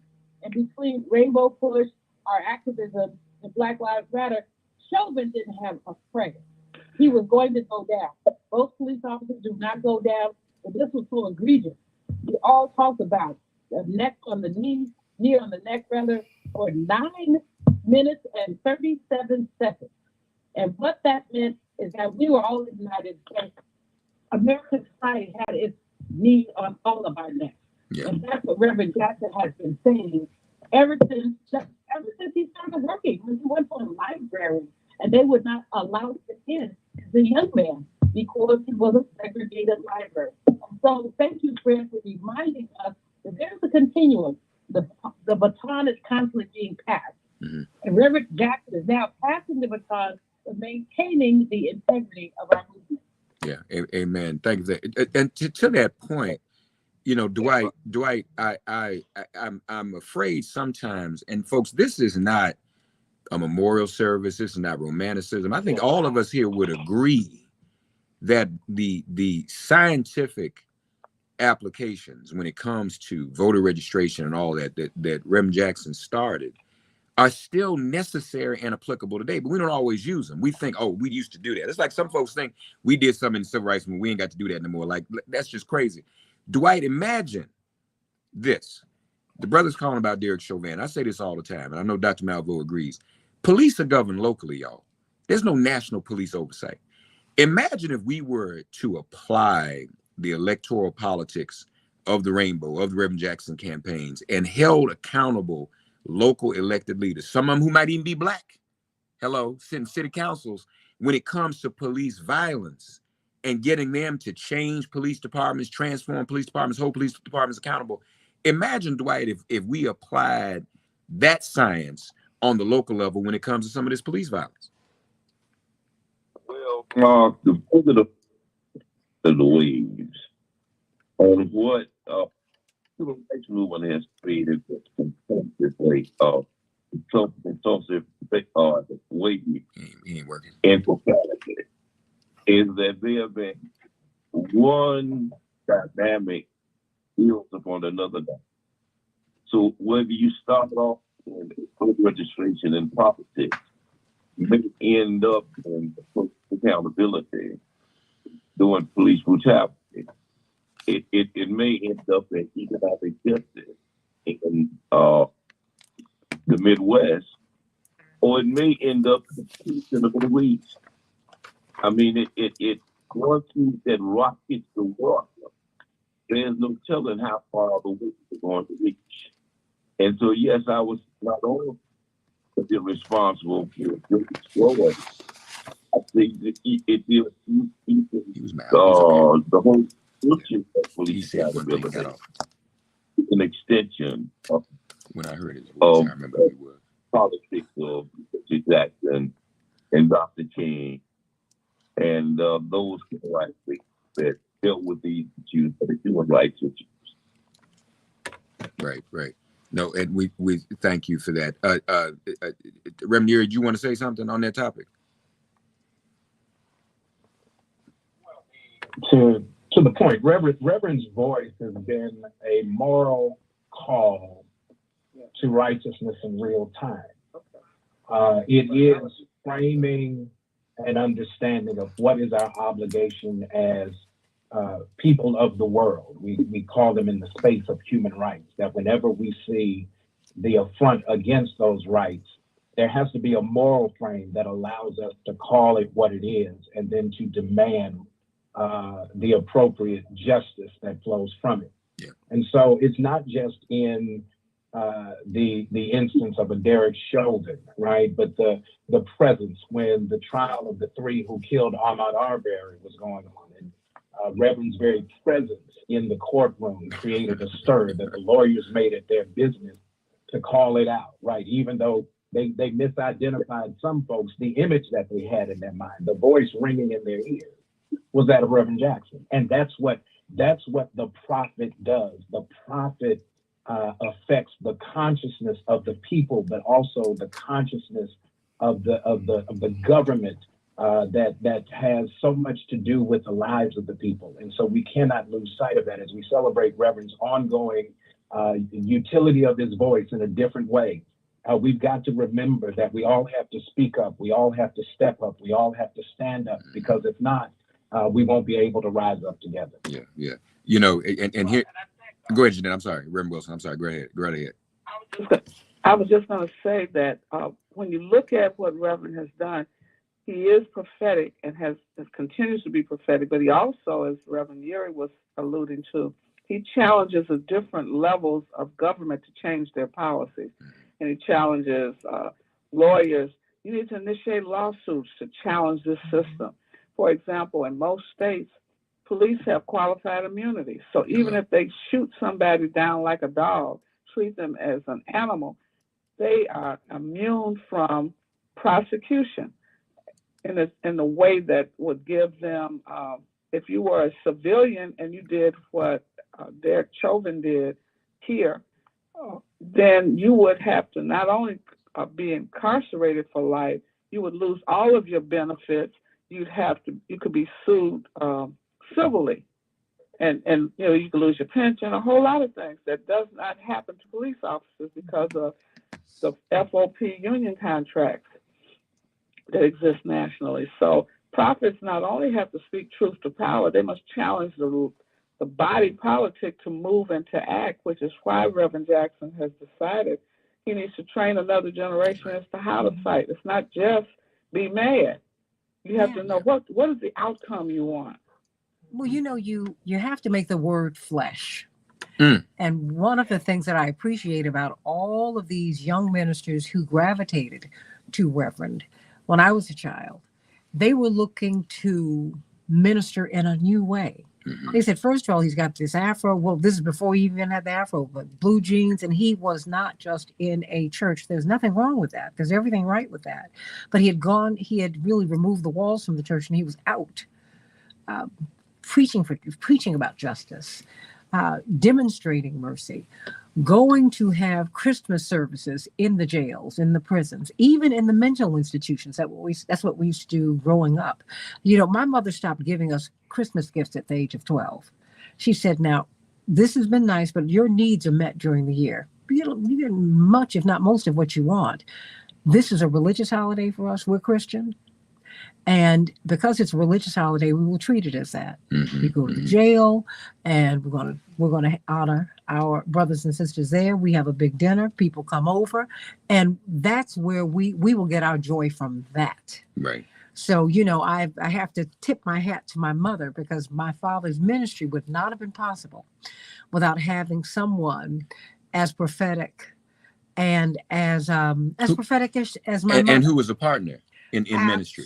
You got to have that. And to that point, we were talking about, you know, the campaigns, the voter registration, even that type of thing, prioritizing the marginalized, the disadvantaged. Well, let me say this. Donna Brazile is known for being an advisor to Reverend Jackson in 84. That was not true.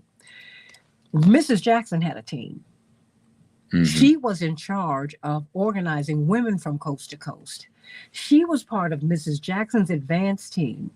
And because she learned so much about organizing women and was able to meet so many women, that is what propelled her in Democratic politics.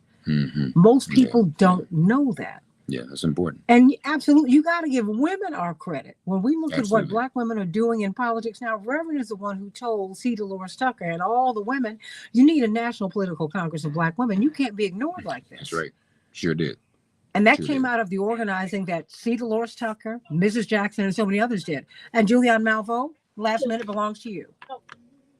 That happened when Shirley Chisholm was running for vice president, and white women tried to marginalize that. And I remember it so vividly. I was there in '84. I was the Jackson alternate delegate. But Reverend Jackson told us, you organize yourself. And that's how the National Political Congress of Black Women came about. But white women were prepared to push Geraldine Ferraro and to ignore Shirley Chisholm. And they did all kind of, gnarly, nasty things. And we would not back down. Well, remember, they ignored our 4 minority planks. Remember that? After Reverend advocated and pushed to get a woman on the ticket, they then abandoned our 4 minority planks. And we were like, you have got to be kidding us. Yeah. Remember that, Dr. That's right. Malveaux? I remember that well. Audacity of white women to believe that we could advocate for them, they could not reciprocate for us. But that was a pivotal moment where Black women stood up and said, oh, hell no. And because of that, a generation of Black women leaders basically were empowered. I ran for office. I think I'm a buddy. Oh, well. But God put me someplace else. There are so many. Donna, Mignon, others. And all those folks who ran for office because the National Political Congress, led by Shirley Chisholm and C. Dolores Tucker, said, That's right. sisters, Well, not to mention the fact that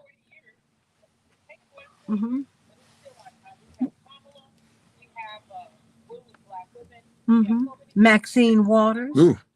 I mean, but but I will say this as we pivot to this break, the fact is we made a lot of advances and there's a lot more work to do, but you've got to give the credit where the credit is due. Amen. And it wasn't just Reverend Jackson inspired, and he left 2 women to run the organization. Reverend Willie Barrow really was the front person, the spokesperson, but the spine of the organization was Mrs. Lucille Conway Lohman, who had been our pastor's secretary. And she had, in fact, she modernized the Sunday school system in the Black church. And she organized Reverend's ordination because she knew all the big Black preachers. I mean, Reverend C.L. Franklin preached Reverend's ordination sermon, right. for example. And she was really the backbone because no one knew more about the Black church than she. No one knew more people in it. And so, he's always had a lot of faith in women. And he's proved it over and over again. No doubt. July 15th through the 19th, everybody go to rainbowpush.org so you can get the latest on the conference. We want to see you at 2:00 at 64th and Dorchester. Vice President Kamala Harris will be speaking to us at our convention. And then you've got the gospel concert tonight at the Fellowship Missionary Baptist Church at 45th in Princeton. And we'll be at the Regenstein Center at the University of Chicago throughout the week.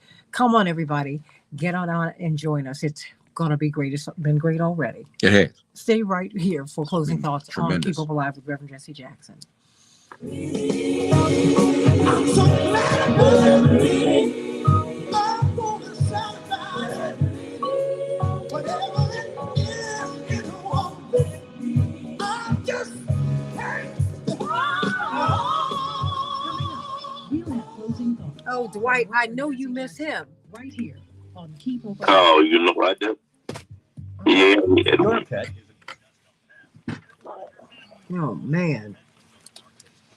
But at least we knew these wonderful people, I'm just so glad that we've occupied the same time and space as these folks. But there was something interesting that happened during the 83 campaign cycle. I will freely admit I was frightened to death for my father's life because indeed, I think it was Jack White or someone who wrote in either, Jack White would have written it for Time, but someone, it was either in Time or Newsweek, where they said that Reverend was tempting fate on many levels, and they went through all of the martyred Black leaders. And then someone from one of the campaigns, just to throw this out there to help save his life, said, if something happens to him, we don't know where the furies of the nation will turn. And then Minister Farrakhan said that.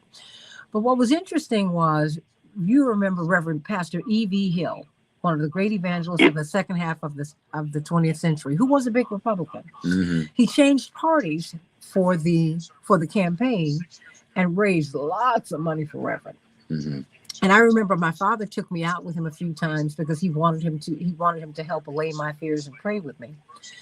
And he took Reverend to see Jerry Falwell. He said, Reverend Falwell, he said, Jerry wants to meet with you. And Reverend said, okay, because Reverend is not hostile to people. Mm-hmm. And that's what people have to understand. And Reverend Falwell said, Reverend, now, Jesse, you're my brother in Christ. You and I don't have a lot of political agreements. But I'm hearing a lot of things out here that disturb me about what people are saying about your candidacy. He said, but I want you to know that from my pulpit, I'll never say anything that will hurt you. And whatever I hear that might be hurtful to you, I will let people know. Because you're my brother in Christ and I don't want to see anything happen to you. Yeah. So we had those moments. So many moments of grace. And I just saw God come in and show up and show out through that campaign. My mother was campaigning in Alabama. And she was at one of these churches where, they don't allow women in the pulpits, but they allowed her to be there. Mm. And she was grateful to be there. The pastor was very gracious, very kind. And, back in the old days, you used to shake hands with everybody who was there. And people had been outside down the street for miles down the road. And so my mother had to stand for a couple of hours just to greet everybody. But we were just grateful that they were there. But when my mother got back, Dr. Malveaux, and Dwight and Reverend Wilson, my mother, she looked like she had been shell-shocked. Mm. She said, I was standing in the line, and she described what had happened in the church. And she said, an old man came up to me and said, Mrs. Jackson, I want you to have your husband tell him to keep on running because he's running for my baby. Mm. And my mother said, yes, sir. And he said, just let him know he's running for my baby. And my mother said, well, who's your baby? It was one of the 4 little girls. Mm. Her grandfather had shown up. Mm. So many of those stories that we had, during that campaign. It was just, I got it, sweetie. It was just a blessing. It was a real gift. No question it was. I think one thing, Santita, people may not remember, Reverend Jackson is global, but so is Mrs. Jackson. Mm-hmm. I remember she advanced Reverend to the Middle East. Mm-hmm. She took a delegation of women to Addis Ababa, Ethiopia, to deal with the hunger and the poverty and the crisis. She's the one that connected us most effectively to Africare. So you got a minute? And so, bye. 1 minute. Jeanette? I'm up at 15 seconds. You will have 1 minute. Just hit all the big events that you want people to come to. 10 seconds. Okay. 1 minute. Taking everybody off cue. 5, 4, 3, 2, 1. You're live. Reverend Thompson, thank you for being with us today. It's an honor. Dr. Julianne Malveaux. Reverend Wilson Dwight McKee, thank you so much. We got one minute for you. Well, I hope everyone will join us at the Rainbow Push Convention on Monday, tomorrow, 10 o'clock, international affairs from all over the world. 12 o'clock, we have an international luncheon. Our Reverend will receive the honor from Columbia country. And then we have our Push Excel dinner Monday night. All of this is at the Rubenstein Forum. And then Tuesday morning, we have our business breakfast. Sue Kim is the speaker, and he's the head of Bally's. And we have some business workshops. WCPT Radio will do a financial literacy forum all day long for college students and high school students so they can understand money and finance. And then noon is our Faith Leaders Luncheon. Mayor Brandon Johnson will be present. The keynote speaker will be the Reverend Frederick Douglass Haynes III. Okay. Tickets are still available. All right, everybody. Go to rainbowpush.org. Okay, rainbowpush.org, everybody. Get involved. Want to see you at 2 o'clock at Apostolic Church of God with Vice President Harris. And remember, keep hope alive.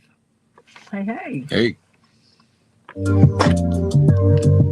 Thank you for listening to Keep Hope Alive with Reverend Jesse Jackson. For more information on upcoming shows and guests, please visit our website See you at the convention. Hey, Yvonne. www.keephopealiveradio.com. Ah, Yvonne, we'll see you at Get Some Rest, and we'll see you over at Apostolic Church of God at 64th and Dorchester at 2:00.